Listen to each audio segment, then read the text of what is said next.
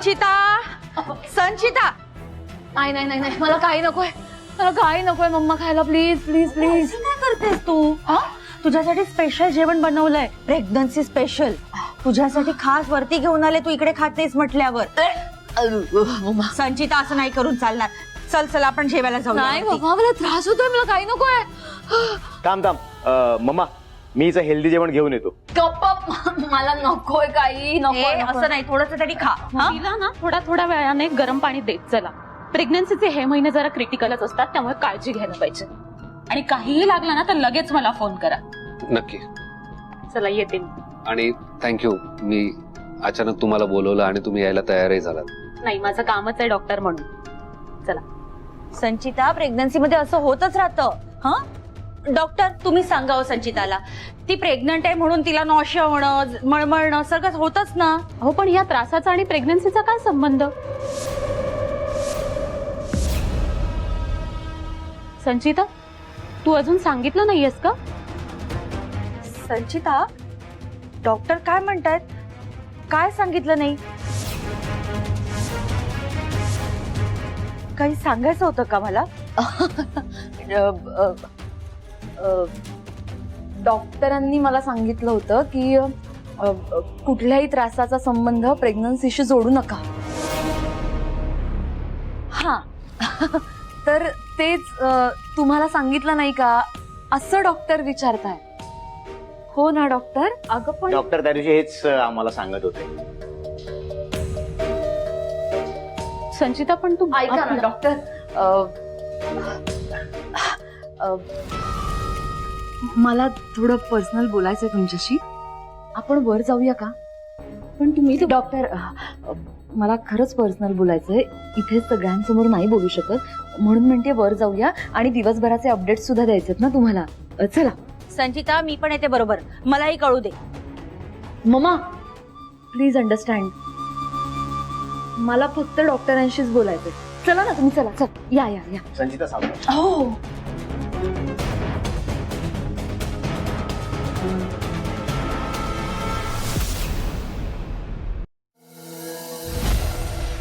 थांबा इथे please.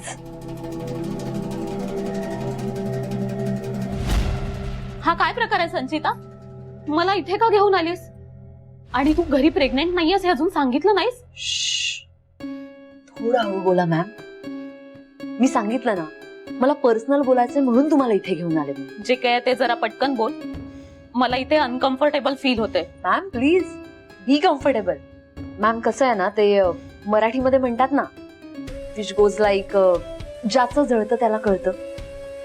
Which means जी व्यक्ती त्या सिच्युएशन मध्ये असते ना, तिलाच माहित असतं नेमका काय प्रॉब्लेम आहे.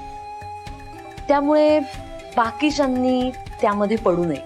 अंदाज येत नाही ना बाकीच्या लोकांना, त्यामुळे इंटरफेअर न केलेलं बरं असतं. आता मी प्रेग्नंट नाहीये हे मला आणि माझ्या नवऱ्याला माहितीये की.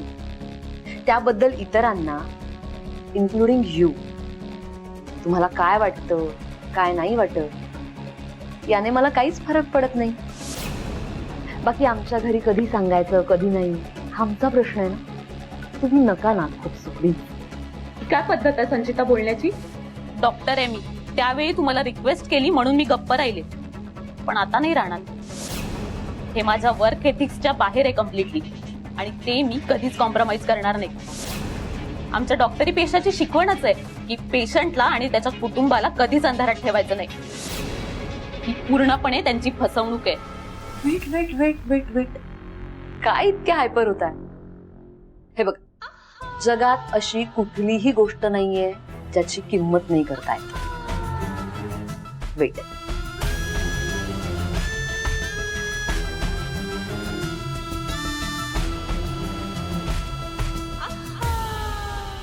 ₹50,000 हे घ्या. आणि तुमचे हे वर्क एथिक्स, तुमचा डॉक्टरी पेशा खुंटीवर टाका. बाकी आमच्या घरात कुणाला अंधारात ठेवायचं, कुणावर भरभरून उजेड पाडायचा, हे मला ठरवू द्या. तुम्ही नका त्याची काळजी करू. मी काय भिकारी नाहीये, डॉक्टर आहे मी. हा माझा अपमान आहे. ओ डॉक्टर, माझं जर ऐकलं नाहीत ना तर तुम्ही डॉक्टर होतात असं म्हणतील लोक.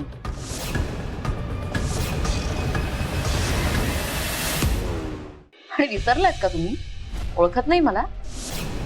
मी सौ संचिता सुजित सरपोतदार, खासदार भालचंद्र सरपोतदारांची सून. माझ्या जर वाकड्यात गेलात ना तुम्ही, तर तुमचा हा डॉक्टरी पेशा, तुमचे हे वर्क एथिक्स, तुमचं क्लिनिक, तुमचं रेप्युटेशन, तुमची डिग्री नांगर फिरवीन सगळ्यावर. मग बसा एका हातात करवंटी आणि दुसऱ्या हातात तुमचे वर्क एथिक्स घेऊन सिग्नलवर भीक मागत. या चुपचाप. नकोय मला हे पैसे. हे सांगितलं ना.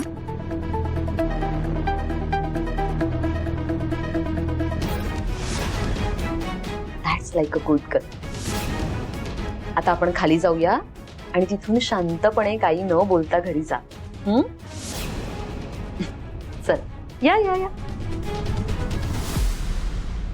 सुजित, संचिताला असं काय बोलत होतं त्यांच्याशी की डॉक्टरांना ती भरती घेऊन गेली? माझ्या समोर बोलणं शक्य नव्हतं. सुजित, काही प्रॉब्लेम नाहीये ना? तिने तुला काही सांगितलं का? मला खूप काळजी वाटते रे तिची. मम्मा रिलॅक्स, चिल मार तू. मलाही माहित नाही. बघू ना आता, ती आल्यानंतर आपण तिलाच विचारू. हवं तर मी तिला विचारेन आणि मग तुला सांगेन. मग तर झालं. तू शांत हो. आलेच.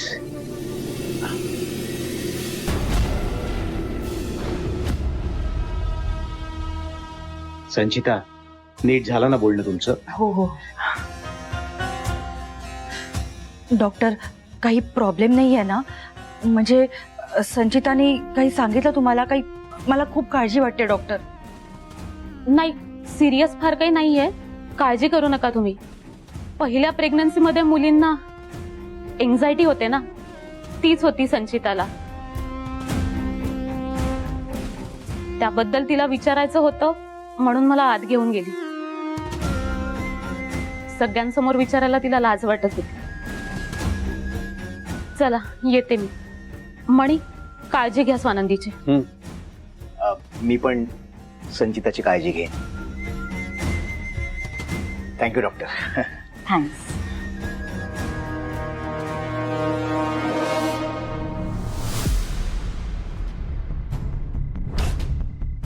एक्सक्यूज मी आतमध्ये सगळं ओके आहे ना? म्हणजे काही मेजर प्रॉब्लेम नाहीये ना? आणि स्वानंदीची तब्येत कशी आहे? आणि बाळ सुखरूप आहे ना? कोण आहात तुम्ही? आणि स्वानंदी बद्दल इतकं कसं माहिती? का इतकी चौकशी करताय? हे बघा, मी कोण आहे याहीपेक्षा आता जास्त महत्वाचं आहे स्वानंदीची तब्येत कशी आहे. मला प्लीज सांगा ती बरी आहे. हे बघा, मी माझ्या पेशंट बद्दल नाही सांगू शकत. मी तुम्हाला ओळखत पण नाही. आपण ह्या विषयावर नको बोलायला. हे बघा डॉक्टर, हे बघा माझं ऐका प्लीज.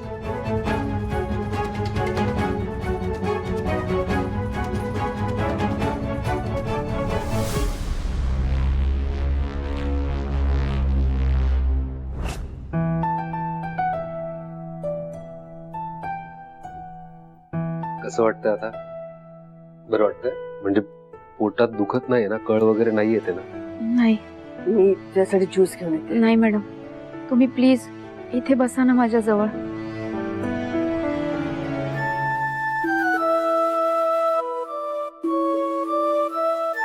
मॅडम, तुम्ही खरंच औषधं आणायला गेला होता? तेही स्वतः? अहो, नोकरांना का नाही पाठवलं? मणी सर, तुम्ही खरंच तुमच्या कामाला गेला होतात का? अगं खरंच मी औषध आणायला गेले. म्हणजे माझ्या बीपीच्या गोळ्या संपल्या होत्या ना आणि मी विसरले होते. म्हणलं स्वतःच जाऊन घेऊन यावं. त्यानिमित्ताने जेवणानंतर थोडस वॉक पण होईल ना. हा, आणि मी तुम्हाला सांगून तर गेलो होतो ना की कार्यकर्त्यांना भेटायला चाललोय, साहेबांचं काम आहे, त्यासाठीच गेलो होतो. आणि ते अर्जंट होतं, तुम्हाला माहिती आहे. काय झालं ऍक्च्युली, तुमची ही अवस्था बघून मला खूप टेन्शन आलं होतं. आणि डॉक्टरांनी अचानक तसं विचारल्यानंतर टेन्शन प्लस गिल्टही आलं मला की मी अशा वेळी तुमच्यासोबत नव्हतो. म्हणून जरा तसं टेन्शन वाटलं असेल तुम्हाला. पण तुम्ही आता ओके आहात तर आराम करा, छान झोप काढा एक. ओके. स्वानंदी, तू शांत झोप. मी आहे ना तुझ्याजवळ. हं?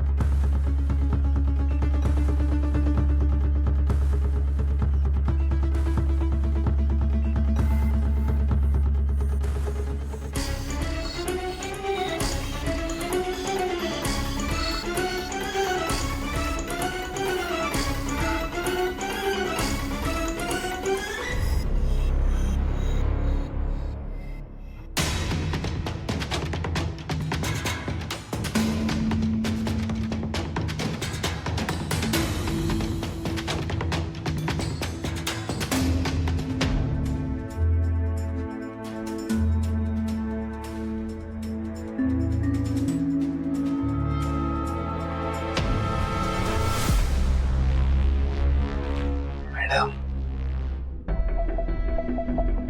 तुम्ही होता. मी किती घाबरलो, मला वाटलं मी पकडले गेलो आता. काय करू, बराच वेळ झाला तू आला नाहीस. मला टेन्शन आलं होतं. बघायला आले मी, तुला शोधत होते. काही सापडलं? नाही म्हणजे मी आडगळीची रूम चेक केली, हॉल चेक केला, किचन चेक केलं, सर्वंट रूम सुद्धा चेक केली. कुठेच काही नाही. इथे सगळं चेक झालं? हा म्हणजे हे चेक करायला सुरुवात केली होती, तेवढ्यात तुम्ही आलात. चेक कर ना. करतो, पण तुम्ही इथे थांबा, लक्ष ठेवा, मी चेक करतो.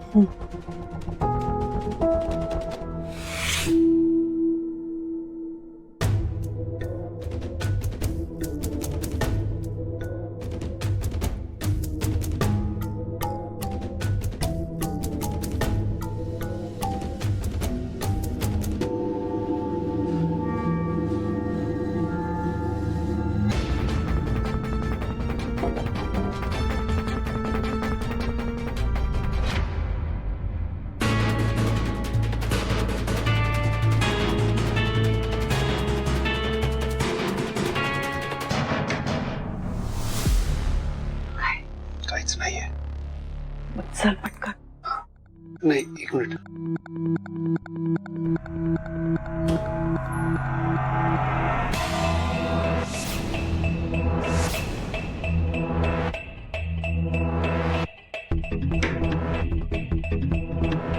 काय?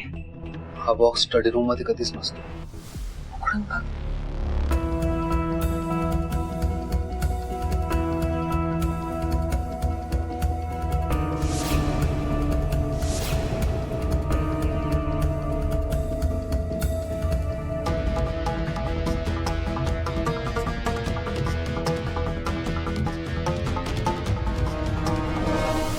हे काय ते पुरावे नाही आहेत मॅडम, हे कंपनीचे पेपर्स आहेत. मला वाटत पुरावे सापडतील, पण म्हणे माझं मन म्हणतंय पुरावे नक्की याच घरात आहेत, इथेच सापडणार.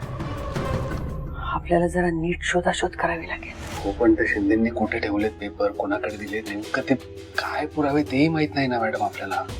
त्या हवालदाराला विचारायला पाहिजे होतं. त्यांनी सांगितलं असतं आपल्याला की नेमके शिंदेनी पुरावेच्या नावावर कुठली कागदपत्र दिली आहेत. पटकन ठेव.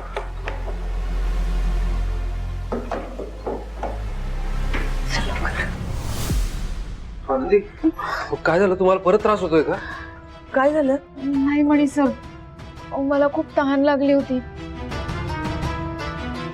पाणी प्यायला उठले तर बेडचा कोपरा लागला जोरात. मी पाणी घेऊन येते.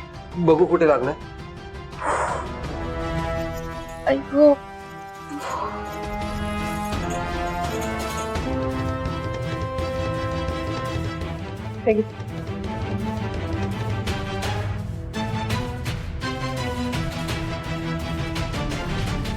फक्त पायाला लागले ना, पोटाला मारबीर नाही ना बसला? नाही madam. Swanandi I am sorry. बघा ना, आता तुम्हाला माझी पुन्हा एकदा गरज होती आणि मी नेमकं नव्हतो इथे. खरंच सॉरी. ऐकलं का रे बाळा? तुला माहितीये का, बाळाचे बाबा आणि बाळाची आजी काहीतरी सिक्रेट मिशन करतायत आणि त्यांना असं वाटतं की आपल्याला काही कळत नाही, पण आपल्याला सगळं कळतं की नाही. हा, आता त्यांना आपल्याला काही सांगायचं नाहीये तर ठीक आहे, काही हरकत नाही. काय बाळाचे बाबा? नाही नाही स्वानंदी, असं काही नाही. सर्व ठीक आहे. खरं सांगू, तुम्ही दोघं एकत्र आलात यातच मी आणि माझं बाळ खूप खुश आहोत. तुमच्या दोघांचा बॉन्ड बघून मला खरंच खूप भारी वाटतंय. मग तुम्ही एखाद्या सिक्रेट मिशनमुळे एकत्र आला असलात तरी काही हरकत नाही. काय बाळा?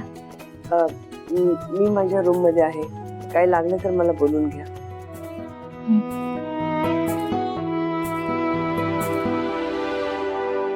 म्हणे काय झालंय तुला?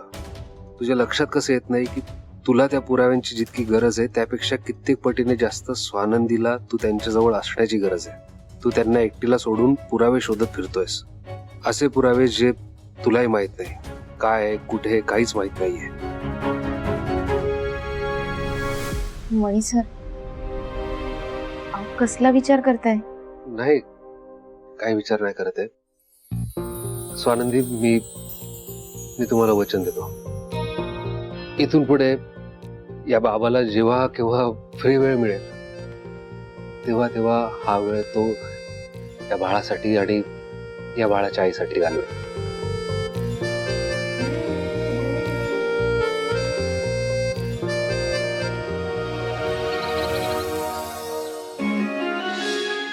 संचिता, हा मम्मा.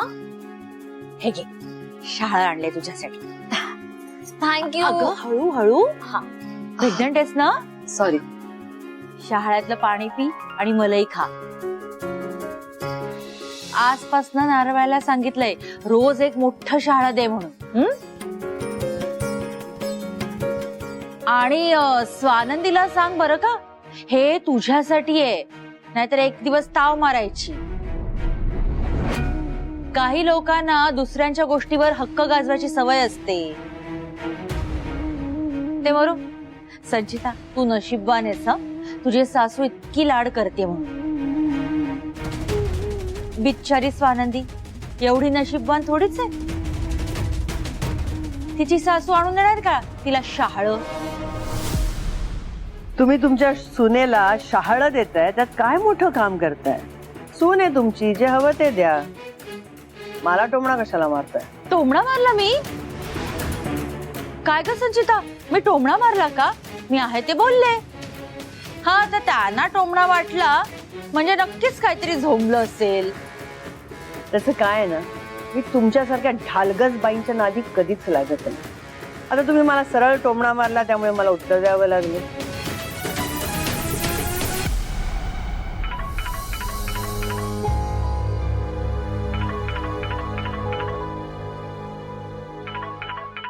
ऐक,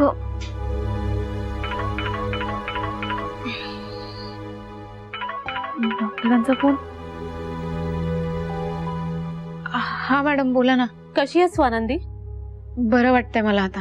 ऐक, म्हणजे काल रात्री मी तुला मुद्दामच टेन्शन नको म्हणून परत फोन नाही केला, पण घरी गेल्यावर विचारा ना की तुझ्या पोटात जे दुखलं ते लेबर पेन नसेल तर. तर तर काय मॅडम? हे बघ, नाही, काळजी करण्यासारखं काही नाहीये, म्हणूनच मी तुला रात्री सांगितलं नाही. तू लगेच टेन्शन घेतेस. एक काम करशील, आज क्लिनिकला ये, एक छोटीशी टेस्ट आहे, आपण ती करूया. म्हणजे तुझ्या पोटात का दुखलं याचं शंका निरसन पण होईल. आत्ता आणि क्लिनिक मध्ये मणीसरही कुठे दिसत नाहीये. हॅलो, ऐकू येतंय ना? हा मॅडम, ऐकतीये. येतेस ना मग आज? हो येते मी. किती वाजेपर्यंत येऊ? लवकरात लवकर ये. म्हणजे जर by any chance labour pain असेल ना तर आपल्याला वेळ वाया घालवून चालणार नाही. ओके, लगेच निघ. ठीक आहे, मी येते लगेच.